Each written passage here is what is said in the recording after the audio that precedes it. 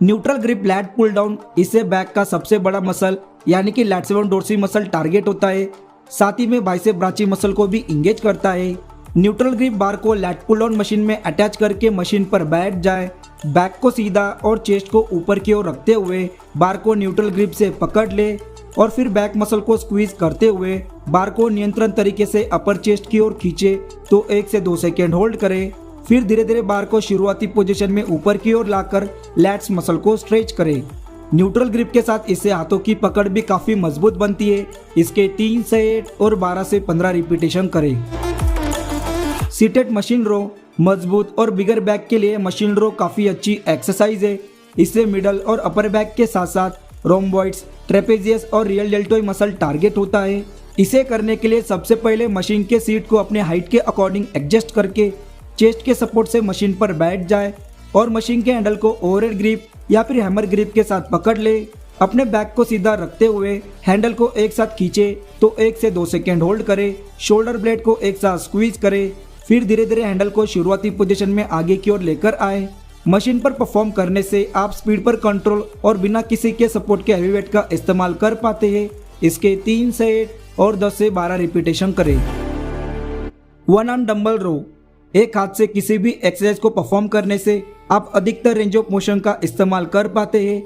तो इस एक्सरसाइज से मुख्य रूप से लैट्सिमम डोर्सी, रोम्बॉइड्स मसल टारगेट होता है। एक हाथ में डंबल को पकड़कर और दूसरे हाथ से फ्लैट बेंच या फिर किसी भी चीज के सपोर्ट से खड़े हो जाए। अपनी हिप्स को बेंड और बैक को सीधा रखते हुए जिस हाथ में डंबल को पकड़ा है उस हाथ को नीचे की ओर सीधा लटकाते हुए डंबल को अपनी हिप्स की ओर ऊपर खींचे तो 1 से 2 सेकेंड होल्ड करे।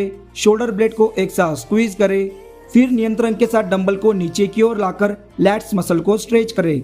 इसी फॉर्म के साथ इसे दूसरे हाथ से भी करना है। अगर आप इसमें हैवी वेट का इस्तेमाल करते हैं तो सपोर्टिंग बेल्ट का यूज जरूर करें।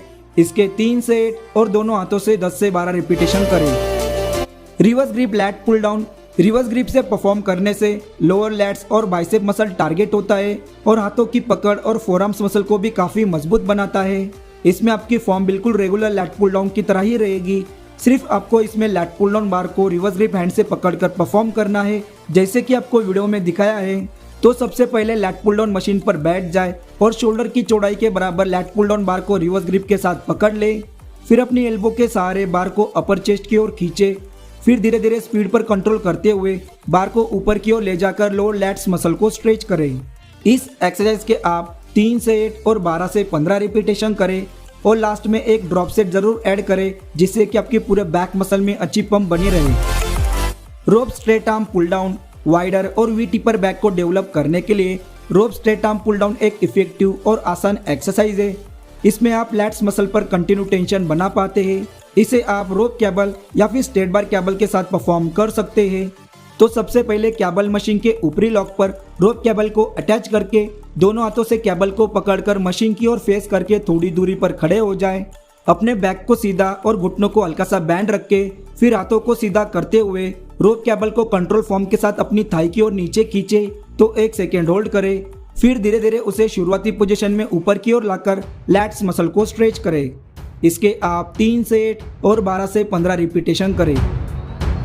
सिंगल आर्म केबल रो, इससे एक तरफ का बैक मसल तेजी से आइसोलेट और मजबूत बनता है और इससे भी रोम्बॉइड्स, ट्रैप्स और रियल डेल्टोइड के साथ साथ मिडल और अपर बैक मसल वर्क होता है।